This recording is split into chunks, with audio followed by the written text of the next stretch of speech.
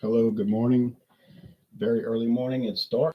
Can't call it dawn busters because it's not dawn, but maybe in another week, right? Days grow longer. The daylight will start creeping in at this time, 5:30 Central, 5:30 a.m. Central. But now it's still dark. Okay, I have two 40% alcohol mixto tequilas. They're both from Gonzalez Distillery, NOM, wrong here, NOM 1143. That's the designation of where it's from. That supposedly is giving you your production facility. But I've read articles saying you can't really rely on that because, yeah, it's bottled there, but it could be tequila that they sourced from another place and just bottled. This is bottled in Kentucky, so it's probably from Gonzalez and Gonzalez. Imported El Toro tequila from introduced in 1959. Okay, there's the Matador with the bull. They haven't really changed the label in all those years. And then gives some a little bit of information on the back. Name, I have to read it because there's no website. Name for the majestic bulls of Old World Mexico. El Toro silver is distilled in small batches to create a smooth, premium tequila with an unusually clean finish. Okay, I don't know how small those batches are, considering that it's a pretty mass-produced product. So I wouldn't put much emphasis on that. So they're claiming it's a small batch. All right, I've seen it at Total Wine. Don't recall seeing it in this town, but this town is small compared to like New Orleans and Metairie. But anyway, I found this at Savannah Discount, and they had this liter bottle for $8.99. So that's definitely lower price than you would normally see it. Although you would never pay a lot for it. It's not expensive. If you buy the regular bottle, it's got a little plastic cap that looks like a sombrero. People say it's designed for taking shots from it. That would be neat to have the sombrero cap, but I don't have it. Okay. An possibly even older brand is WD Liquors Winn-Dixie imported premium tequila silver. NOM 1143. Same distillery. Now the El Toro is bottled by, they say, Barton Imports. And this one, it says, is bottled by Wide World Importers. Nice looking label.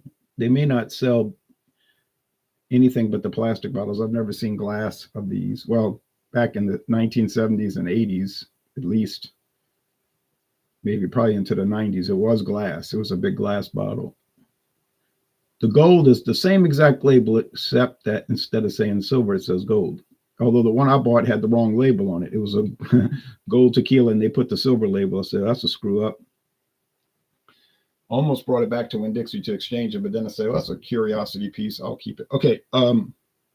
The reason I say it may be older, Winn-Dixie was established in 1955 with the merger of Winn and Dixie grocery stores, headquarters, Jacksonville, Florida. I think there's always been where they're headquartered.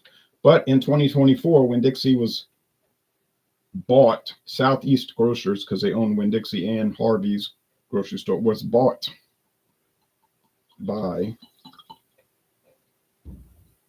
Aldi.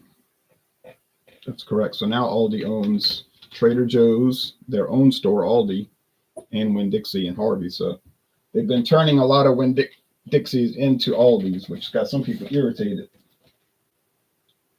I don't know what's going to happen to the local Winn-Dixie here, because there's a Winn-Dixie, big store, then a hospital, and then Aldi. And you can drive from one parking lot to the other, really, because they're connected. But you do have to cross the street, but they're connected, basically. So they might just keep them both, since they could make money from both stores. Some people like Aldi, some people like Winn-Dixie, some people like me go to both various times. So they said mainly they were turning Winn-Dixies into Aldis in towns that had no Aldi, like Amite City, Louisiana. They had a Winn-Dixie, but they had no Aldi. So they just shut down the Winn-Dixie, and they're currently renovating it. And it's about to open, might open next month as an Aldi. All right. And they've done a few of those over there in New Orleans. There was one Winn-Dixie in Gretna they shut down. They hadn't announced anything with it. They just might not have been doing well. It was there forever. Our Winn-Dixie's been here since 1958. They moved their location a few times, keep moving to west. not far west, but they were in a shopping center, further west in the shopping center, then even further west, and then built their own standalone store. Okay, but that's probably not interesting to anybody. Now there's another El Toro that I have. Tommy Carroll says, "Have a blessed Sunday, Louisiana." Look at reviews. You too, Tommy. Plan to go to mass today. Today is the 5th day of Christmas, right? Wednesday, Thursday, Friday, Saturday, Sunday. 5th day of Christmas. Here is, you say you bought 2 bottles. Why did you buy 2 bottles? That would be a good question, because it's not something that you would really want to repeat by unless you just used it for cheap cocktails. That I could understand. Another liter bottle, bought it at I think it was a different store, but it was about the same price, $8.99 for this liter. So why did I buy it? Why did I buy it again? Well, if you look carefully, the labels seem similar, but they're not the same. One says imported, one says premium. One has the NOM, one does not. This one says El Toro Silver. And if you read the disclaimer below, it says tequila with natural flavors. Tequila with natural flavors. So I bought it because it was different. And it has nothing on the back. There's no tag on the back like this other one. No label on the back. Does it say Barton Importers? Yeah, same people. Both owned by Sazerac. Sazerac bought the Barton Distilling Company and all their properties, trademarks, their distillery, Barton Distillery, Barton 1792 Distillery, as they renamed it back in 2009. Okay, Alex says, "Good morning, Ron. Happy holidays." Same to you, Alex. Okay, so they might be producing both of these concurrently. They might have El Toro, Silver Tequila. I'm not going to bother showing the website, because if I show the website, oh, that's right, they do have a website for this. I got to update that. I'll show it because I forgot about that. All right. It's not much to see. I guess you could call it a website listing, though, because it is made for Winn-Dixie. And it's on their website. Okay. And gives you no information about the product except how much it costs and that sort of thing, which is something. Tell you if they got it in stock. They will tell you if they have it in stock. So I'll show it to you real fast for what it's worth, which isn't worth much. Okay, I'm putting the wrong data. Copy their website link. I'll post it below, and you can look at it. Mr. Amazing 3001 says, "Good morning." Good morning to you, Mr. Amazing. Okay, so here's the screen share. These are both clear, so there's nothing to see there. They're just clear, like, vodka or rum means look like water.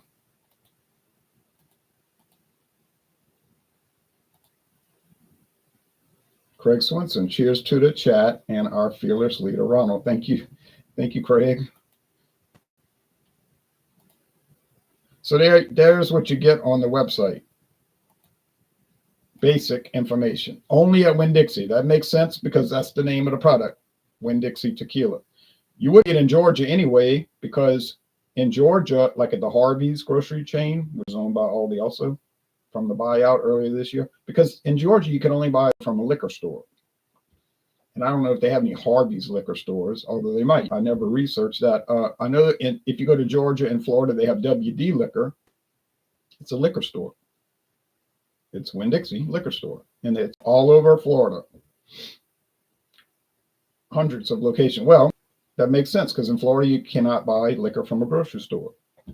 Now, to make it even more ridiculous, the liquor store might be on the same property as the grocery store, but a separate building or a separate part of the building. You know what I mean? It might just have a wall, and you got to walk out the front door of the grocery store and then walk in the liquor store. They used to have that in Baton Rouge, Louisiana, with Albertsons. They had Albertsons grocery and then the liquor section. It was part of the building, but it was a separate store in the building. Done away with. Now you go to Albertsons, the liquor part is for lease, but they probably by now probably maybe a hair salon or something in there. You just go down the aisles, the grocery aisle, and there's the liquor. You see the price, $18.99, $1 off until doesn't say when, doesn't say how long the sale's going. I guess it's to be determined. Because the rum was saying until, oh wait, let me click it. It might show there. The rum was saying until January 7th. Let's check this out. Okay, January 5th. Now I don't know why the rum is running until the 7th and this till the 5th. Strange, but that's the way they're doing it. But there it is. That's it. You can only buy it in the store. No delivery, no curbside. And that's the information they give you. And if you live up there in Maine, or get it anyway, because there is no Winn-Dixie north of Georgia. I think way back in the early 90s, they had Winn-Dixies all the way to North Carolina and into Texas. But they had overexpanded. You know, these grocery business is really tough business. And you'll get these grocery chains that will expand, and then they don't really have the business to even kind of pay the note that they borrow all kind of money to expand, and then they retract, sell off stores. And, it's a common thing. If you really had to fight the wind in one of your videos with your daughter, oh yeah, we outside, but it seemed all right. That microphone will pick up. I don't have those special mics that like they have on the news when they're out and it's windy and they have the phone thing. Lurk says morning, Ryan. Morning to you. Claire Monk Gaming. All right. Went to a karaoke bar last night. Was fun. Well, that's good to hear. All right. So I'm glad you had fun. I was listening to this big storm hitting us. Now it's chilly. A little cold front came through. Not cold, but it's chilly. I had the sweatshirt on.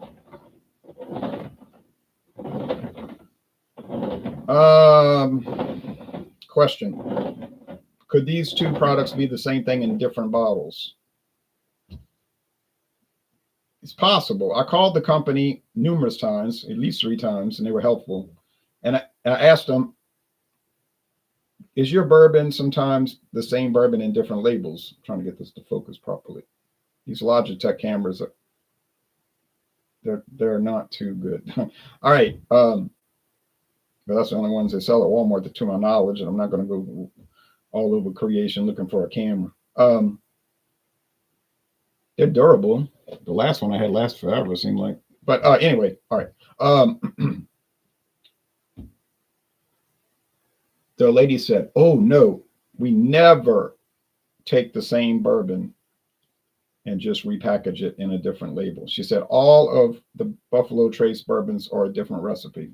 Okay.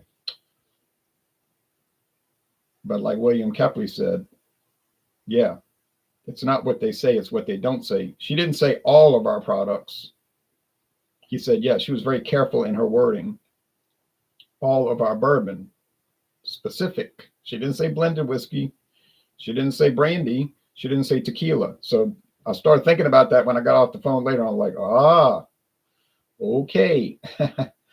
Now, if you call a liquor company and ask them that question, do you take the same tequila and put it under different labels, and they don't answer the question, if they try to be evasive and say, well, we have a certain practice and we don't disclose, then you'll know the answer. I mean, because if they're not doing it, they're just going to say, oh no, we never do that. Each thing is unique. if they refuse to answer the question or try to dodge the question, then you got your answer, right? Same experience the U.S. Congress had in the 1950s when they would ask people investigating Communist Party infiltration of U.S. intelligence services like CIA and all. They would ask them, are you now or have you ever been a member of the Communist Party? They couldn't prosecute them for that because you could join a party no matter how outrageous it is. But they were trying to get them on a perjury charge, you see, because they already knew they were members. They would research these people. They knew that they were. And they would say, how dare, Senator, how dare you ask me a question like this? 7 years ago, they say, wait, we didn't ask you for all of that. I didn't ask you to make a speech. This is an outrage, Senator. America was founded on. We didn't ask you all of that. Are you now, or have you ever been a member of the Communist Party? And they would never answer it. You know, I don't have to. They say, all right, thank you, sir. Thank you. That's it. Thank you. You can go home. Bye-bye. Now they might lose their job at the movie studio because the movie studio is embarrassed that one of their writers was a member of the Communist Party. But that didn't really stop their career. Like, you know, these you hear these sob stories on documentaries, and he lost his career at Paramount Pictures. But then they don't tell you the other part, that he just changed his name. He was using a pen name anyway. So he changed his name to like Albert Smith, and he continued writing movies scripts under a different pen name. You know, that kind of thing. All right, so we know this is a different recipe because it says with natural flavors added. But like I said, you could find both. They have Taka Vodka and Taka 80. If you go to your liquor stores, you'll see Taka Vodka, and you might see Taka 80 in the same on the same shelf next to it. And one says Taka Vodka, one says Taka 80, vodka with natural flavors. So it's technically not a vodka. It's a vodka with natural flavors. But do they have a separate section for that in the store? No, they don't. They're going to put it right with the tequilas, if it's like the El Toro with the flavor, or they're going to put the vodka with the other ones. And nobody really notices that. I would say 99% of the customers pay no mind to it. And the stores never seem to know. They don't examine the labels. I mean, heck, I told one grocery store, they were putting Seagram's 83 in the Canadian whiskey section. I said, why are you putting that in Canadian section? Oh, it's Seagram's. I said, did you read the bottle? It says, and I wasn't ugly to them. I said, the bottle says made in Kentucky. Like literally says made in Kentucky. Oh. So they moved it to American blended whiskey. See? All right. But these are both pure tequila. Well, pure as a mixto can be, because a mixto means it can have up to 49% filler. What kind of filler? Well, things that aren't tequila, not from agave. Now, it has to be 51% blue Weber agave. But it could be like sugarcane vodka, because I know they make sugarcane vodka in Mexico because I got a bottle of it. And that doesn't, you know, theoretically has no flavor. Does really. But I thought for years when they said, I'm taking the fifth, it was about the size of a liquor bottle. Right. Yeah, taking the fifth. That's a good one, Tommy. All right.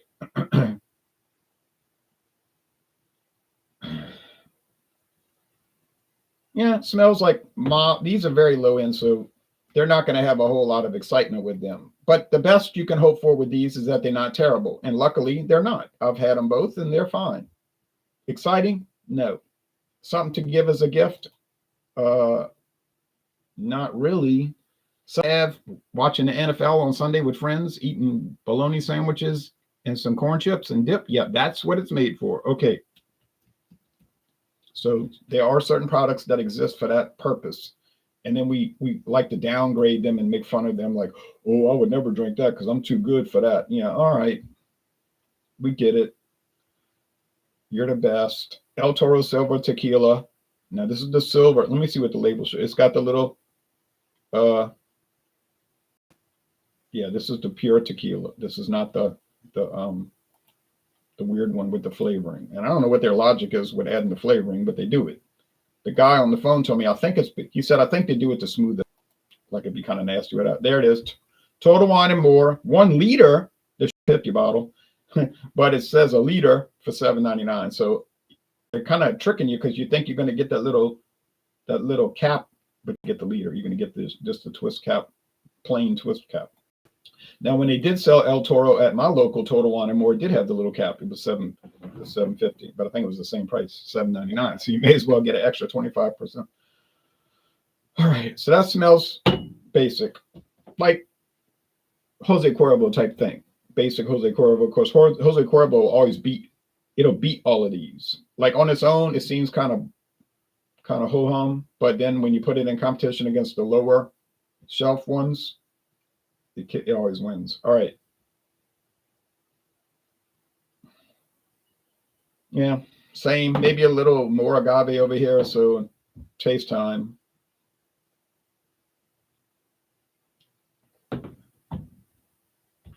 Yeah. There's that agave succulent. Like agave is a succulent plant. They don't use the leaves. Well, they're using for something else. But the heart is what they're looking for. They call it the piña, the pineapple. It looks like a pineapple. That's what they call that. But the piña, that's the heart, like an artichoke heart type of thing. And they squeeze the juice out with that cajon, that big stone that they roll. Sometimes with a donkey pulling it, but usually these days with a mechanical machine that goes around and around and around, squishes all the juice out. And then the juice, they turn it into like a wine. Like a tequila wine, it ferments, and then, but that's low alcohol. So then they distill it into a distillate, and then that's tequila. Okay, let's go over here. And then, like I said, to make them cheaper, they add the filler, which is not harmful to you, but it's not pure. But they don't claim it's pure. It's allowed. It's not. They're not violating the law, because if you read the regulations, it says very clearly must be 51% blue wherever agave, and the other 49 is allowed to have additive. It doesn't have to be that exact percentage, but it could be.